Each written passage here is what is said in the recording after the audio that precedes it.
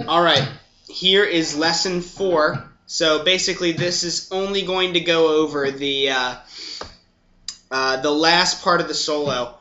And it's going to sound a little bit weird and strained when you're just playing it without accompaniment, but it does sound a lot more natural and normal when you play it with the backing guitar to it.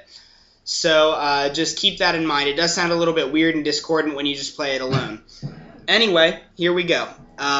This is the solo part that's going to come in at around 3:43 and last until like 3:58. First, we're going to, most of the actually occurs on the G string. So we're going to start on the 7th fret of the G, and we're going to bend it up a whole step. Next, 10th fret, and we're going to bend it up another whole step.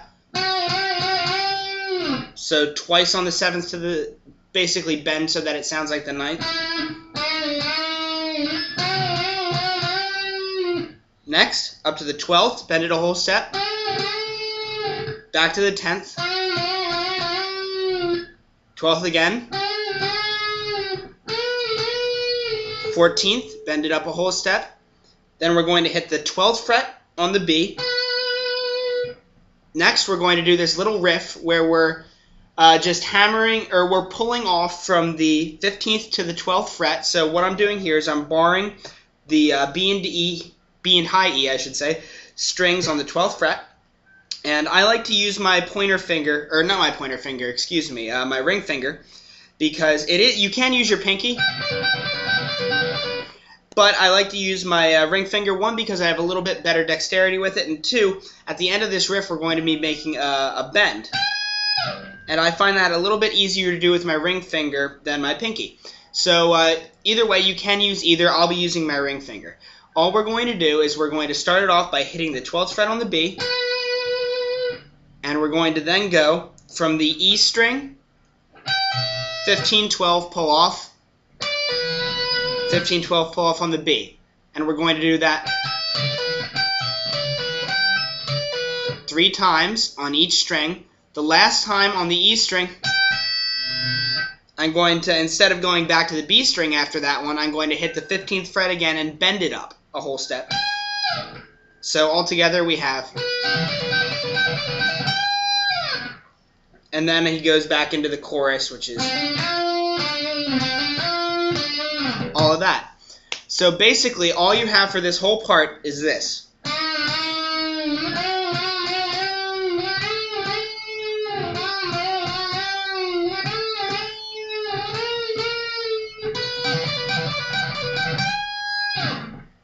And that's the whole thing. I hope that has helped you. Again, let me just reiterate, if you have any questions, feel free to message me. I'll answer them as best as I can. I actually have a tab of this right now I have been working on for quite some time, since I haven't seen a decent tab of any of the solo. And it also has one other thing that I added in that I haven't taught in the lessons. It's really short, so I guess I'll just show you now. There's a kind of riff that he plays at about 1 minute to 1 minute and 2 seconds, just a very short riff. And all he's doing is he's sliding on the G string from the 8th to the 10th fret. Then he's going to hit the 12th fret on the G.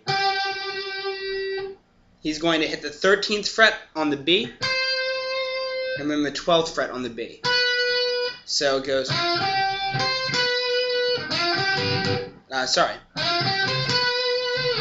and that's actually right before he goes into the, actually he goes into,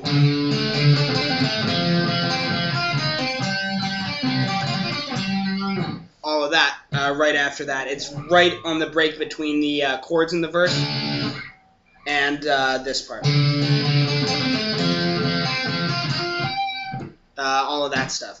Anyway, like I said again, 8 to 10, 12, 13, 12.